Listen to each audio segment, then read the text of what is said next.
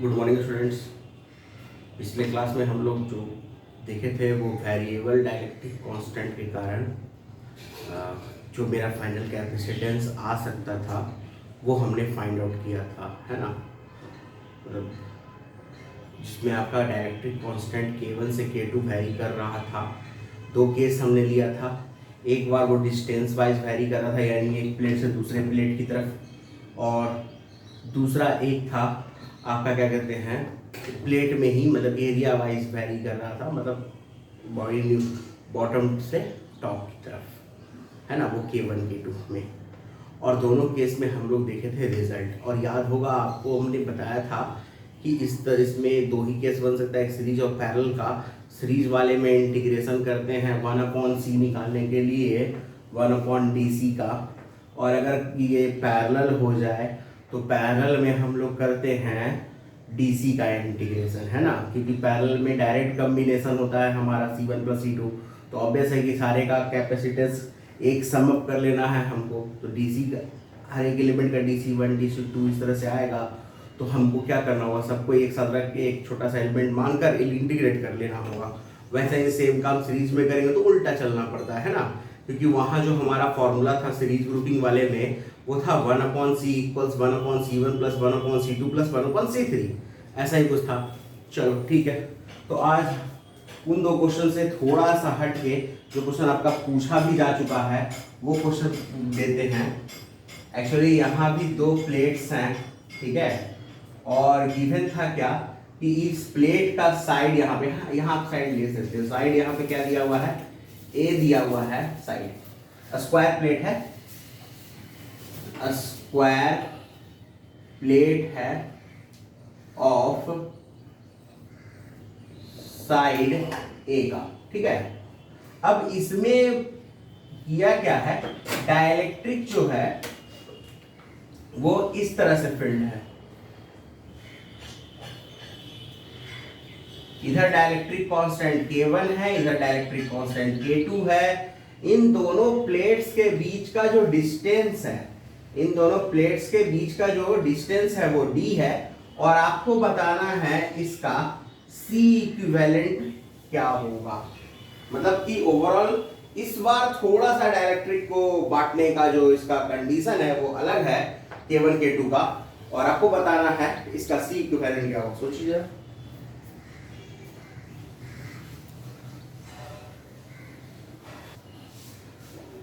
तो ट्राई किए नहीं किए, चलो देखते हैं। एक बात समझो, पिछले बार जो हम लोग सॉल्व किए थे ऐसा कुछ एलिमेंट लिया गया था, देखो तो जरा ध्यान से, ऐसा कुछ एलिमेंट लिए थे,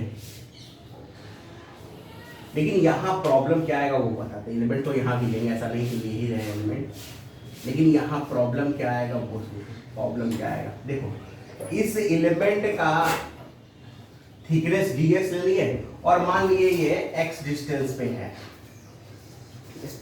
लेकिन इसके पहले वाला जब आप क्वेश्चन सॉल्व किए हैं उसको याद करिए, तो वहां ऐसा कुछ नहीं था, ये टर्म नहीं था। अगर आप ये देखें तो ये इस तरह के इसके डायग्राम में कुछ नहीं था, और वो K1 से K2 सिर्फ इस तरह वैरी कर रहा था, यानी एलिमेंट इकलौता था हमारा, मतलब एक ही कंडीशन पे था। लेकिन यहां क्या है, ये एलिमेंट भी आपका बेचारा दो पार्ट में डिवाइड हो गया है ना। एलिमेंट का एक पार्ट जो आपको दिख रहा है वो आपका K1 वाले डाइलेक्ट्रिक कांस्टेंट के लिए है, और एलिमेंट का जो ये दूसरा पार्ट आपको दिख रहा है ये K2 वाले डाइलेक्ट्रिक कांस्टेंट के लिए है। क्लियर है। और चूंकि ये दोनों एलिमेंट अलग अलग डाइलेक्ट्रिक कांस्टेंट के साथ साथ डिस्टेंस भी अलग अलग डिवाइड कर रहे हैं आपस में, इसका मतलब क्या हुआ कि ये दोनों एलिमेंट आपस में सीरीज में है।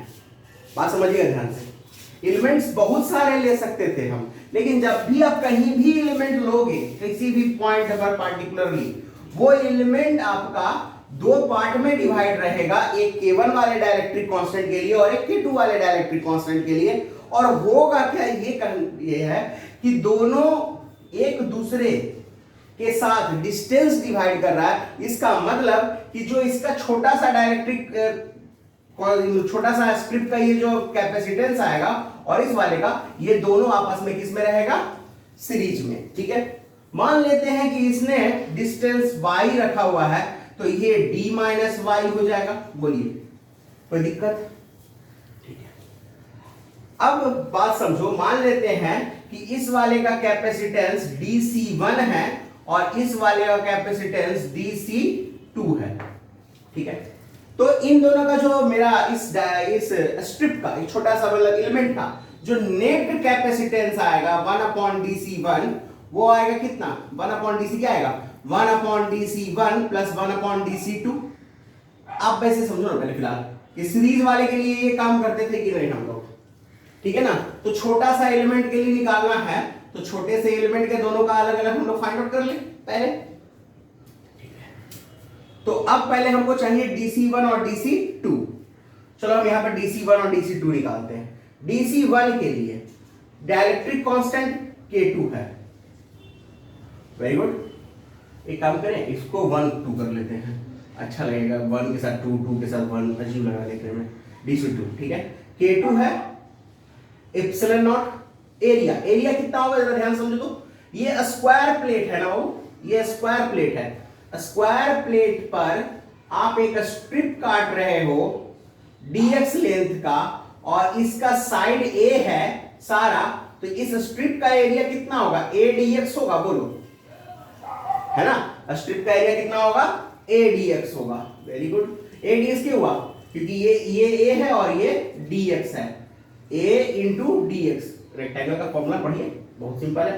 चलिए, डिवाइडेड y, जो उसका लेंथ है कितना, y। वैसे ही अगर हम लोग dc1 निकालें तो वो आ जाएगा k1 epsilon naught a dx upon d minus y, है ना। दो रिजल्ट आ गया हमारा dc1 का और dc2 का। लेकिन बात जरा ध्यान से देखो, तुम्हारा यहां जो एलिमेंट है वो वेरिएबल है x के फॉर्म में, और यहां एक और वेरिएबल मिल गया हमको y के फॉर्म में। y वेरिएबल है क्योंकि जैसे जैसे अगर हम इसको शिफ्ट करेंगे एलिमेंट को, ये y का वैल्यू चेंज करता चला जाएगा, यानी y वेरिएबल x वेरिएबल। तो हम क्या करेंगे, y को रिलेट करेंगे x से।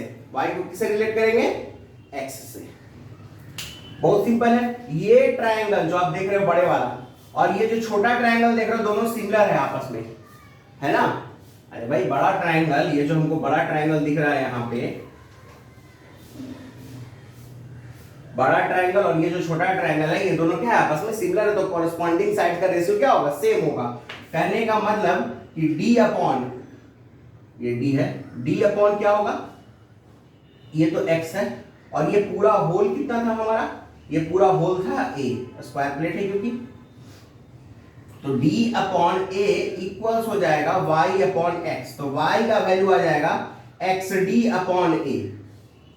कोई दिक्कत नहीं, देख लीजिए y का वैल्यू क्या आ गया, xd अपॉन a। अब y का वैल्यू वहां रख सकते हैं, लास्ट में कर लेंगे हम लोग उसको इक्वेट। हाँ, तो अब यहां तक हमको वो वैल्यू मिल गया, तो 1/dc निकाल लेते हैं। तो 1/dc क्या हो जाएगा, उसका उल्टा रखना होगा ना 1/dc में, तो d माइनस वाई ऊपर जाएगा, divide by k1 epsilon naught a dx। इसमें क्या होगा, y ऊपर जाएगा, k2 epsilon naught a dx, ठीक है। 1 इप्सिलॉन नॉट a dx अगर इधर आ जाएगा तो d minus Y upon k1 plus Y upon k2। ये रिजल्ट आ गया हमारा, है ना। अब k1 k2 एलसीएम ले लेते हैं, तो क्या आ जाएगा, 1 k1 k2 epsilon naught a dx into क्या हो जाएगा, k2d minus Y plus k1y। ये रिजल्ट आ गया। अब y का वैल्यू जो हमारे पास है xd अपॉन a, उसको रख दिया जाए। तो 1 k1 k2 epsilon naught a dx, k2 d minus xd upon a plus xd upon.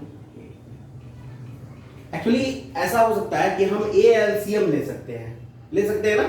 तो a एलसीएम लेंगे तो क्या आएगा, 1 K1 K2 epsilon naught A dx, और सब में d कॉमन है, जरा ध्यान से देखिए, तो d और a जो एलसीएम लिए वो आ गया, क्या आ जाएगा यहां पर, K2a minus K2x plus K1x। तो अब जरा ध्यान से देखना चाहिए, और a और ये a स्क्वायर होगा, वेरी गुड, और चूंकि ये स्क्वायर प्लेट दिया हुआ है साइड ए का, तो इसका एरिया कितना हो जाएगा, ए स्क्वायर होगा, यानी एरिया क्या हो गया, ए स्क्वायर।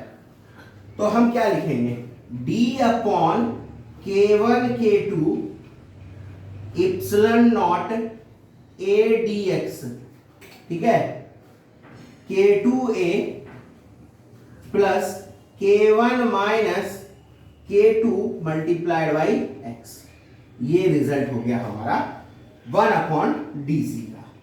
तो DC तो मिल ही जाएगा, यहां से हम उसको रेसिप्रोकल लेंगे, हमको DC मिल जाएगा।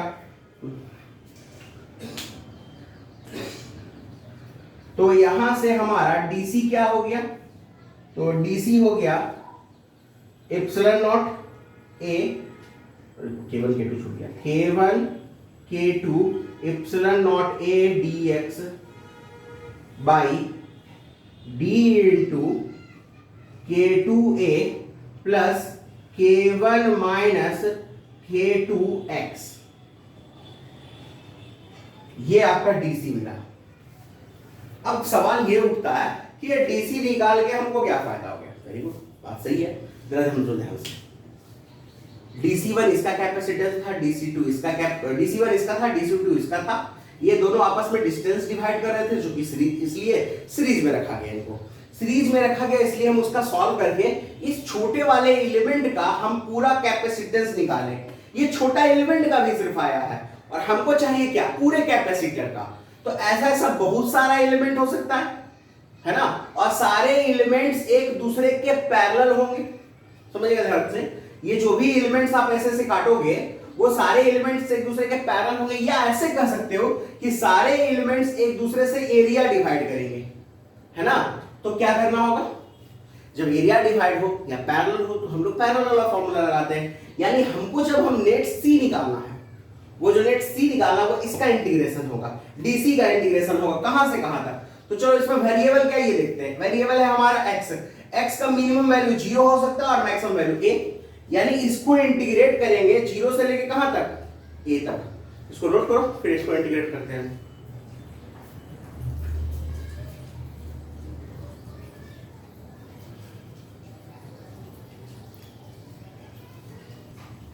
चलो इंटीग्रेट कर ले एक बार फिर से इसको, मतलब एक बार फिर से कहीं बार तो हुआ है, मतलब इंटीग्रेट पहली बार हो रहा है। हाँ, पिछली क्लास में भी हम लोग इंटीग्रेट किए थे, वो अलग बात है, नया दिन नया शुरुआत।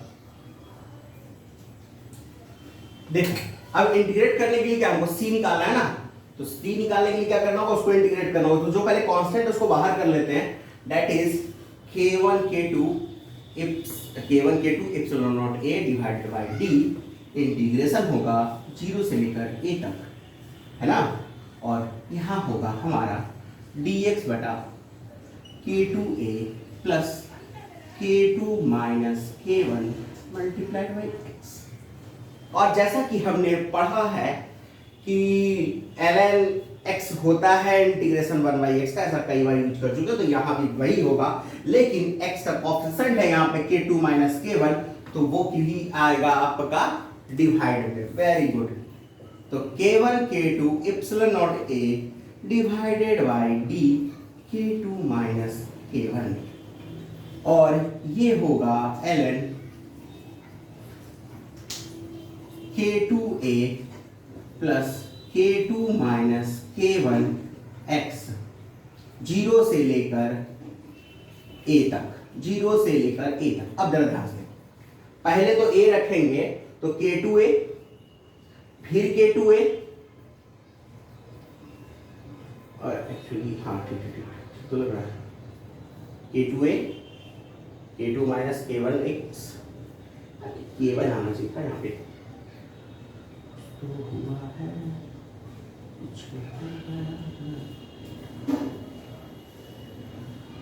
मिनट, K2 T minus 5, एक मिनट।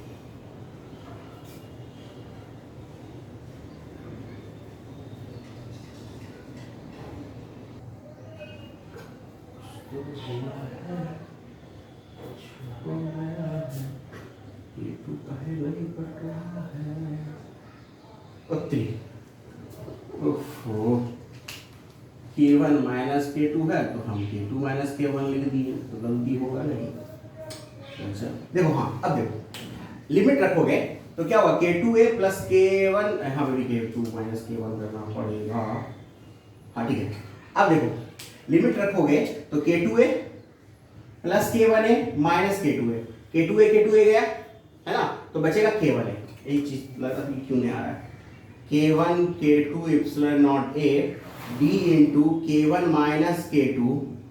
अब देखिए एक तो बच गया ऊपर K2A, ठीक है, और माइनस में आएगा तो डिवाइड में कर रहे हैं, क्योंकि आपने पढ़ा है log m minus n log m upon n होता है। अब जीरो रखोगे तो ये पूरा टर्म, तो ये बच जाएगा, अभी फिर K1 था ना, K2A, K2 से A से कैंसिल, तो C का वैल्यू आ गया K1 K2 epsilon naught A D into K1 minus K2 ln of K1 upon,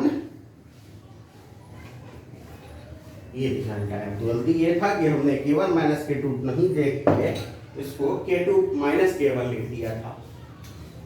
चलो फाइनली ये रिजल्ट आ गया हमारा। ये पूरा का पूरा क्वेश्चन पूछा हुआ है आपका, क्या कहते हैं IIT में, पता नहीं साल कौन सा था भगवान जाने, लेकिन इसी पर एक सेम क्वेश्चन और पूछा है जेईई में 2019 में, और वहां कहा क्या है, चलो पहले इसको तो नोट कर लो, पहले आप पहले नोट लो, हो गया नोट, ठीक है। देखो उस वाले क्वेश्चन में क्या कहा था कि इसका वैल्यू क्या है 1 कर दो, ठीक है, K1 का वैल्यू क्या हो जाएगा 1। आप ये फॉर्मूला की तरह इसको याद करो क्या लिखा है, और इसका वैल्यू K है, यानी कहने का मतलब क्या है कि K2 का वैल्यू क्या है K है। अब बताओ कि C कितना आएगा, तो चलो अब देख लेते हैं C कितना आएगा। अब करना क्या, लास्ट में उसमें K1 की जगह 1 रख देना है और K2 की जगह K रख देना, तो देखो क्या रिजल्ट आएगा। तो C का वैल्यू आएगा K epsilon naught A D, ठीक है, डिवाइडेड बाय A नहीं by D। K1 minus K होगा, ये देखो तो ध्यान से, K1 की जगह 1 और K2 की जगह K, तो 1 माइनस K हो गया ln 1 अपॉन K, और मालूम होगा आपको कि ln 1 अपॉन K को माइनस ln K लिख सकते हैं। कैसे, देखिए ln 1 अपॉन K है, इसको ln K पे पावर -1 यानी माइनस ln K लिख सकते हैं इसको, है ना, तो माइनस ln K लिखेंगे तो minus K epsilon naught A ln K divided by D into 1 minus K, और चूंकि ये भी निगेटिव है ना, K 1 से बड़ा होता है, आपको भी मालूम है, तो इस रिजल्ट को ऐसे लिखेंगे K epsilon naught A ln K divide by D into K minus 1। ये रिजल्ट हो गया उस वाले कैपेसिटर का, ये जो दूसरा क्वेश्चन बोले, जिसमें हमने एक तरफ मतलब उसमें ऐसे कहा गया था कि एक डाइलेक्ट्रिक है और उसमें इस तरफ से एक डाइलेक्ट्रिक कांस्टेंट भरा हुआ है। तो जैसे देखो अगर ये एम्प्टी है, ठीक है, और ये डाइलेक्ट्रिक कांस्टेंट से भरा हुआ है पूरा, जिसका डाइलेक्ट्रिक कांस्टेंट K है, तो ये एम्प्टी है मतलब कि एयर हो गया।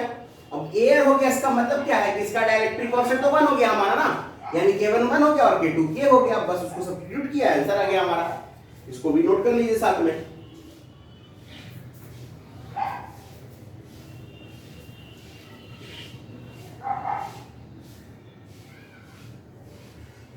चलो ये तो नोट हो गया तुम लोग का, इसको मिटा दिया जाए। तो क्वेश्चन इस तरह से वेरिएबल डाइलेक्ट्रिक कांस्टेंट का दिया जा सकता है, या इसमें कुछ और भी इंप्रूव कर सकता है। क्वेश्चन और दे रहे हैं, देखो क्या इंप्रूवमेंट किया जा सकता है इस टाइप के क्वेश्चन में, ठीक है, देखते हैं क्या इंप्रूवमेंट कर सकते हैं हम लोग।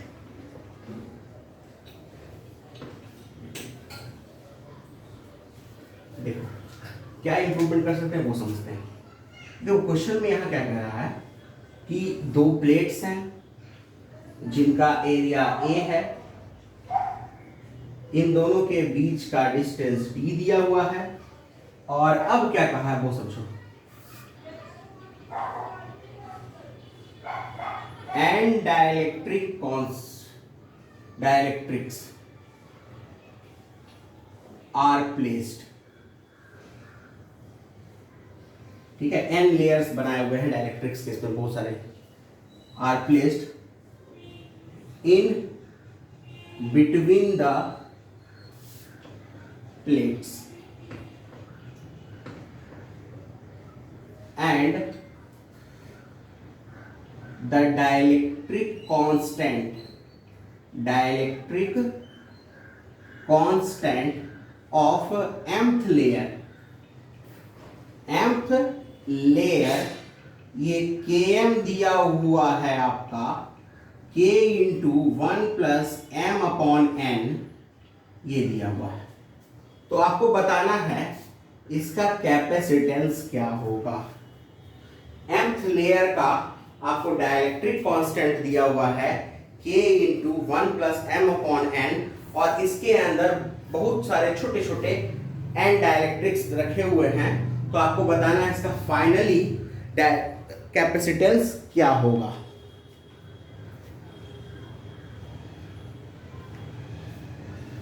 और एक चीज और दिया हुआ है कि थिकनेस जो है वो d अपॉन, इसको छोटा d कर देते हैं, छोटा d कर लेते हैं, d अपॉन n है। थिकनेस कितना है? d अपॉन n है। जल्दी इसको ट्राई करिए, पॉज करिए वीडियो और ट्राई करिए।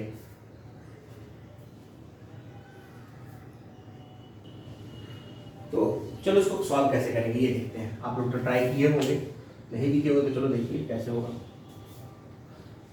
मान लो एक छोटा सा एलिमेंट इसमें तो लेना ही होगा हमको, है ना।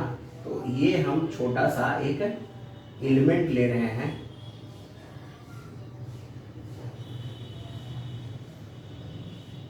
और मान ले रहे हैं ये mth लेयर है, x डिस्टेंस पे जाके ये mth लेयर है जिसकी थिकनेस दी हुई है dx। जरा बात समझना आप यहां से। तो इस वाले छोटे से एलिमेंट का जो हमारा dc आएगा, वो dc क्या आएगा? वो dc आएगा k m, यानी k into 1+m/n epsilon not a upon dx, यही आएगा ना। लेकिन अब बात समझना मेरा ध्यान से, एन डाइलेक्ट्रिक्स रखा हुआ है d डिस्टेंस के लिए, तो एक डाइलेक्ट्रिक रखा हुआ है d अपॉन n डिस्टेंस के लिए, है ना। वैसे ही m डाइलेक्ट्रिक रखा हुआ है x डिस्टेंस के लिए, तो एक डाइलेक्ट्रिक रखा हुआ है x अपॉन m डिस्टेंस के लिए। तो हम क्या कर सकते हैं कि x अपॉन m जो है वो d अपॉन n हो सकता है हमारा, क्योंकि हमने m और x को रिलेट नहीं किया था, है ना। और हम डायरेक्ट रख दिए थे कि हम मान लिए कि m डाइलेक्ट्रिक है, तो कहीं ना कहीं m और x आपस में रिलेट तो होगा ना, इसलिए ये कर रहे हैं हम लोग। तो चलिए यहां से x अपॉन d जो आएगा वो आपका m अपॉन n का वैल्यू मिल जाएगा, है ना। तो ये जो dc आएगा वो dc क्या आएगा हमारा? k into 1+x upon d epsilon not a by dx, ठीक है। ये dc का वैल्यू आया। लेकिन अगर तुम ध्यान से अगर देखो इस चीज को, तो ये सारे डाइलेक्ट्रिक्स जितने भी हैं सब एक दूसरे के साथ, जो भी हम छोटे छोटे एलिमेंट लेंगे, ये सारे एक दूसरे के साथ आपका क्या कर रहा है? आपका डिस्टेंस डिवाइड कर रहा है। क्या कर रहा है? डिस्टेंस डिवाइड कर रहा है। और डिस्टेंस डिवाइड करता है तो उसे हम करते हैं सीरीज में, है ना। उसे क्या करते हैं हम लोग? सीरीज में करते हैं। और उस केस में हम लोग इंटीग्रेट करते हैं डीसी नहीं 1/dc का, और वो रिजल्ट आता है 1/c, ठीक है ना। ये हम लोग पढ़े हैं। तो dx डिवाइडेड y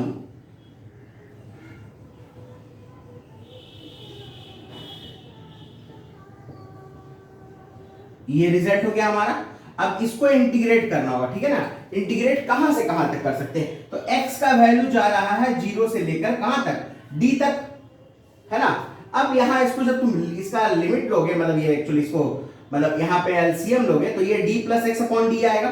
तो रिजल्ट क्या आएगा, d divided by k epsilon naught a, इसका इंटीग्रेशन होगा dx upon d plus x 0 से लेकर d तक।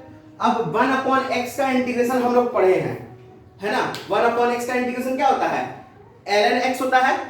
1 अपॉन x का इंटीग्रेशन क्या होता है, ln x। इसको पहले आप एक नोट कर लीजिए, इसको हम करके मिटा रहे हैं, जगह हमारे पास नहीं है। हाँ, तो 1 अपॉन x क्या होता है, ln x। तो ये रिजल्ट आ जाएगा 1 अपॉन c का जो भी है d upon k epsilon naught a ln d plus x, ठीक है, 0 से लेकर d तक, ठीक है। तो अगर तुम यहां से ध्यान से इसको देखो तो तुमको भी ये समझ में आएगा कि हम क्या बोल रहे हैं। पहले देख लो एक बार, देखो d रखेंगे ln ऑफ 2d होगा, 0 रखेंगे ln ऑफ d होगा। क्या होगा कंडीशन, ln ऑफ 2d में d डिवाइड होगा क्योंकि log m minus n log m upon n होता है, और d से d कट जाएगा तो ln ऑफ 2 बचेगा, है ना। तो ये रिजल्ट बचेगा डायरेक्टली हमारा ln ऑफ 2 1 अपॉन c का। तो c आ गया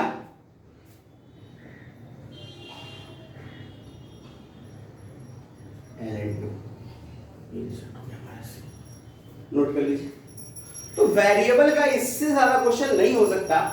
हाँ, अब होने को तो हो ही सकता है, लेकिन ऑलमोस्ट जितने भी वैरायटी हो सकते थे वो आपके पास है, इसको नोट करिए।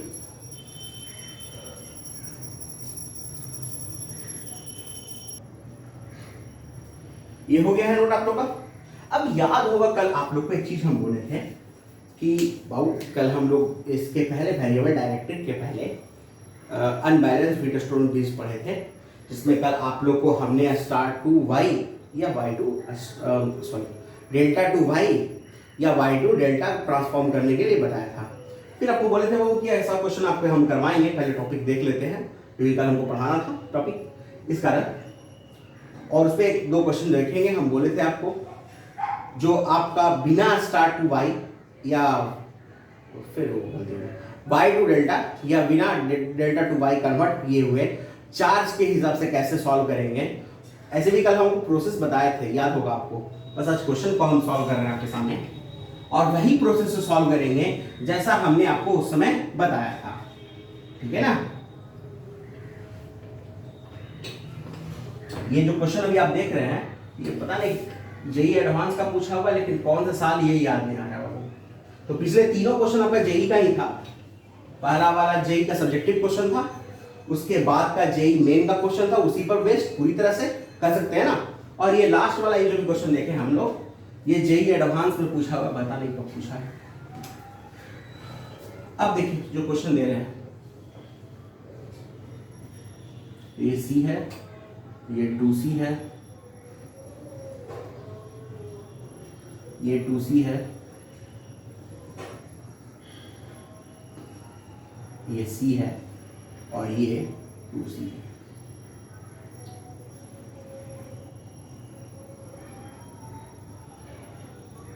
एक्चुअली प्लेट्स लेना होता है ना, इसलिए इसको थोड़ा चौड़ा बना रहे हैं। वो प्लेट का कंसीडर करना पड़ता है ना, जिसका कंसीडर करना पड़ता है उसकी जरूरत है। तो ठीक है, वो हो जाएगा। अब इन दो टर्मिनल्स के बीच, ये जो टर्मिनल्स हैं हमारे, इन दो टर्मिनल्स के अक्रॉस हमसे ये पूछा जा रहा है कि you have to decide the C equivalent. C equivalent आपको फाइंड आउट करना है। कैसे करोगे? एज यूजुअल जो हमने आपको पहले बताया था कि सबसे पहले तो भैया यहां पे एक सेल लगा लो जिसका पोटेंशियल भी दिया हुआ हो। भी मान लो नहीं दिया तो मान लो, क्या दिक्कत है। हाँ चलो ठीक है, यहां से चार्ज Q जाएगा, Q टूटेगा आपका दो पार्ट में, एक आएगा Q1, एक आएगा Q2।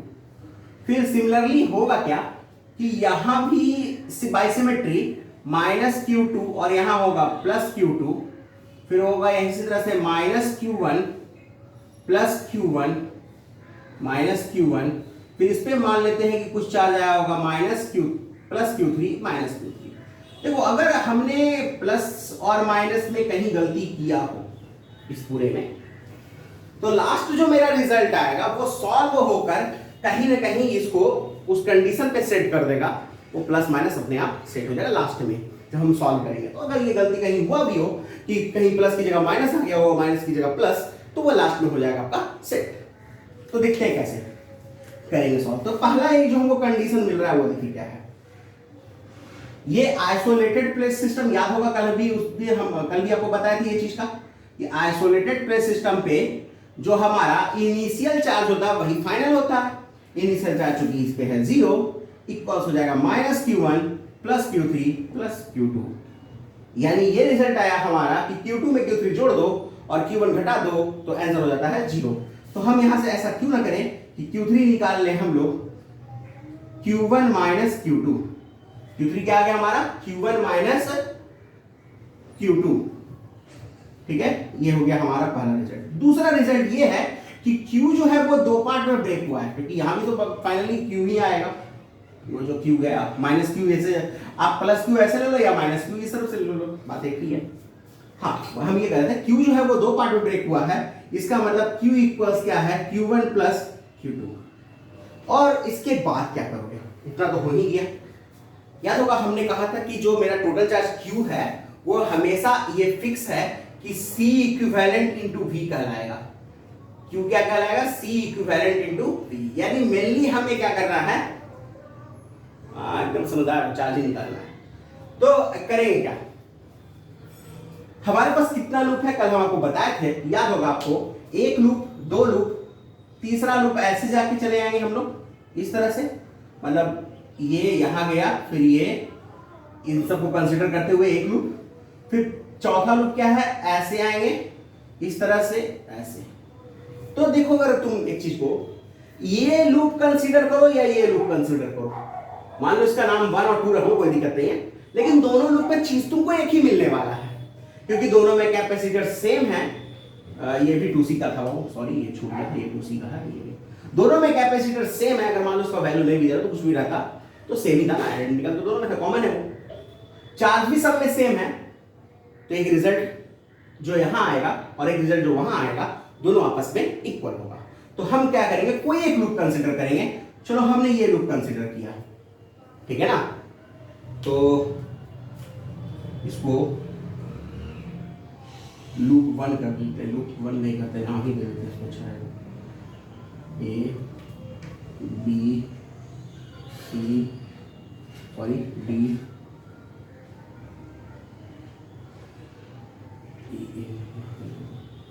E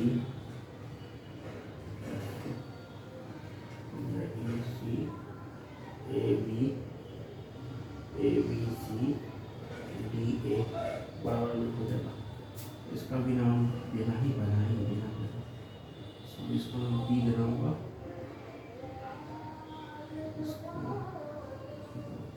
कुछ भी कर लेते हैं, क्या यूज करते हैं। तो पहला जो है लूप है मेरा कितना, P B Q F P. किस लूप में चल रहे हैं हम लोग, P B Q F P. अगर आपको ऐसे तो एग्जाम में इतना सब्जेक्टिव तो रहेगा नहीं, अगर सब्जेक्टिव है तो लिखना पड़ेगा आपको लूप को अच्छे से। तो इस वाले में, ये पहले वाले में क्या हो जाएगा, माइनस Q1 अपॉन सी, प्लस से माइनस की तरफ जा रहे हैं, ठीक है। इसमें भी माइनस से प्लस से माइनस की तरफ जा रहे हैं, तो माइनस Q3 अपॉन 2C, और इसमें माइनस से प्लस जा रहे हैं तो इसलिए ये हो जाएगा Q2 अपॉन 2C इक्वल्स 0, क्योंकि कोई और पोटेंशियल है ही नहीं। 2C एलसीएम लोगे तो क्या होगा, 2C जब एलसीएम लोगे तो आंसर आएगा 2Q1 minus Q3 plus Q2 equals 0। तो Q3 जो है हमको यहां से मिला 2Q1 plus Q2 sorry Q3 मिल जाएगा, हाँ ठीक है, Q3 मिल जाएगा। अब हमारे पास Q3 का दो वैल्यू है, एक Q1 माइनस Q2, चलो इसका नाम दे देते हैं इक्वेशन 1, इक्वेशन 2, इक्वेशन 3। अब हमारे पास तीन इक्वेशन है 1, 2 और 3। तो अगर हम लोग चलेंगे फ्रॉम इक्वेशन 1 एंड 3, तो LHS दोनों का सेम, तो RHS भी क्या होगा, सेम होगा। तो Q1 minus Q2 equals 2Q1 plus Q2 हो जाएगा। तो अब यहां से क्या आ जाएगा, माइनस Q1 इक्वल्स 2Q2। तो Q2 का वैल्यू आ गया हमारा माइनस Q1 अपॉन 2। देख लो इसको एक बार पहले, ठीक है। पहले क्या किए हम लोग, पहले सबसे पहला हम लोग इस चार का कंसेप्ट लगाए, तो minus Q1 plus Q3 plus Q2, ठीक है, इक्वल्स 0 कर लिए। तो Q3 मिल गया हम लोग को Q1 माइनस Q2। फिर Q क्या है हमारा, Q1 प्लस Q2। तीसरा क्या कंसेप्ट लगा, वो समझना है ध्यान से। तीसरा कंसेप्ट हम ये लगाए कि लूप लॉ लगाए, किसमें, तो लूप लॉ लगाए हम लोग पहले वाले में। तो माइनस Q1 अपॉन C, देख लो, ठीक है, माइनस Q3 अपॉन 2C, ये भी देख लो, ठीक है, और फिर क्या हो जाएगा, प्लस Q2 अपॉन 2C, ठीक है। यहां तक कोई दिक्कत नहीं है। अब इसलिए क्या लास्ट स्टेप सॉल्व ही करना है ना। अब देखो 2C एलसीएम लोगे तो यहां हो जाएगा 2Q1 minus Q3 plus Q2 equals 0। तो यहां से अगर हम Q3 निकाल रहे थे तो हमारा आया था 2Q1, Q3 को भेज रहे हैं, ओहो माइनस 2Q1 को, सॉरी माइनस 2Q1, इसलिए हम क्रॉस चेक कर रहे थे, लास्ट हो रहा था इसलिए माइनस 2Q1 प्लस Q2। तो सॉरी यहाँ पे गलती हो गया, तो ये 3Q1 हो जाएगा 2Q2, ठीक है। तो अब यहां से क्या आ जाएगा, Q1 आ जाएगा 2Q2/3। अब देख लो यहां तक कोई दिक्कत, हमारा Q2 भी मिल चुका। अब ये Q1 हम अगर यहां रख दे तो क्या हमको Q2 मिल जाएगा, देखो तो ध्यान से, अगर Q1 को यहां रखें तो क्या Q2 मिलेगा, एग्जैक्टली मिलेगा। तो now from equation second, now from equation second, तो Q इक्वल्स हो जाएगा 2Q2 अपॉन 3 प्लस Q2। तो ये हो जाएगा Q equals 3Q2, sorry 5Q2 upon 3। तो Q2 हो जाएगा हमारा 3Q अपॉन 5, एंड सिमिलरली आपका Q1 हो जाएगा, देखो Q1 है क्या, 2/3 ऑफ Q2 है ना, तो 2/3 है ही, इनटू करेंगे हम 3Q/5, Q3 से 3 कैंसिल, और रिजल्ट हो जाएगा 2Q अपॉन 5। तो Q1 का वैल्यू कितना है, 2Q2/3, देखो ध्यान से, 2Q2/3, 2/3 Q2 का वैल्यू कितना रखें, 3Q अपॉन 5, बाकी 3 कैंसिल हो गया, Q अपॉन 5, जो कि 2Q अपॉन 5 आ गया। लेकिन अभी तक हमको सिर्फ Q1 Q2 मिला है, ये हमको समझ में आ रहा है, लेकिन एक रिलेशन तो हमारा V के साथ आना चाहिए ना, क्योंकि उसी में तो तुमने Q1 Q2 रखना है। तो चलो VC मतलब V के लिए चलते हैं, किस लूप में चलेंगे वो समझना जरा ध्यान से। A P B C D A, finally A P B C D A इस पूरे लूप में चल रहा है। पहला प्लस से माइनस जा रहे हैं तो माइनस Q1 अपॉन C, दूसरा भी प्लस से माइनस जा रहे हैं तो माइनस Q2 अपॉन 2C, और फाइनली यहां भी हम माइनस से प्लस जा रहे हैं तो ये प्लस होगा, प्लस V इक्वल्स 0। तो V इक्वल्स क्या हो जाएगा आपका, Q1 upon C plus Q2 upon 2C। यहां तक कोई दिक्कत है, पहले देखने पर V का वैल्यू कितना आ गया, Q1 plus upon C plus Q2 upon C। Q1 Q2 का वैल्यू रख दो, Q1 का वैल्यू कितना है तुम्हारा 2Q अपॉन 5, और इसका वैल्यू कितना है 3Q अपॉन 5। तो कितना हो जाएगा, Q1 का वैल्यू रखेंगे 2Q अपॉन 5C, और ये रखेंगे तो 3Q अपॉन 10C होगा। और V को क्या करोगे, तो अभी जस्ट लिखे थे ना वो, देखो तो ध्यान से, Q इक्वल्स क्या लिखे थे, C इक्विवेलेंट इनटू V। तो V क्या हो जाएगा, Q अपॉन C इक्विवेलेंट होगा, देख लो V इक्वल्स क्या होगा, Q अपॉन C इक्विवेलेंट। तो V है हमारा, इसको लिख देंगे Q अपॉन C इक्विवेलेंट। तो रिजल्ट ये हो गया कि Q upon C equivalent equals 10C LCM, 2 से 2 बार में 4Q और ये 3Q। तो ऐसा नहीं लग रहा कि Q उड़ा दिया जाए और C को इंटर कर देंगे तो 10/7 हो जाएगा, यानी C इक्विवेलेंट हो जाएगा 10C अपॉन 7। ये आया फाइनल आपका रिजल्ट C इक्विवेलेंट का, इसको नोट कर लीजिए।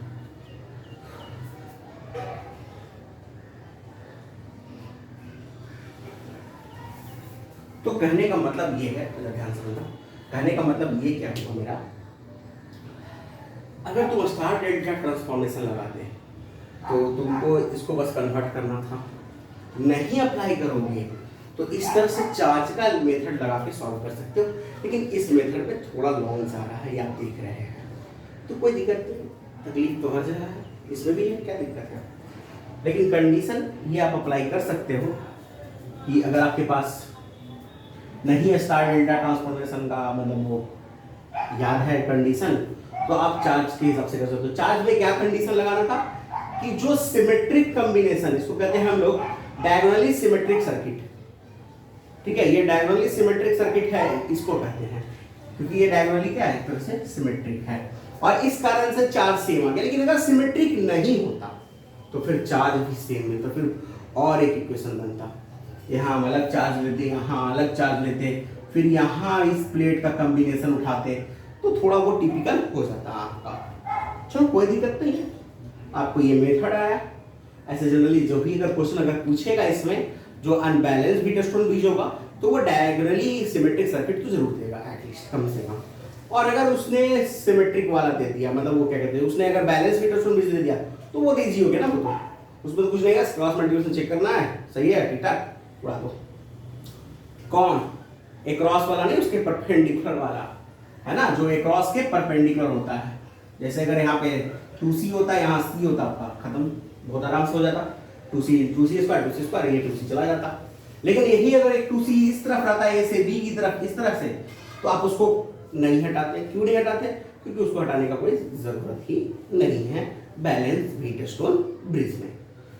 कंडीशन ये है कि इन दोनों के पोटेंशियल सेम होते हैं, बाकी के पोटेंशियल सेम नहीं होते हैं।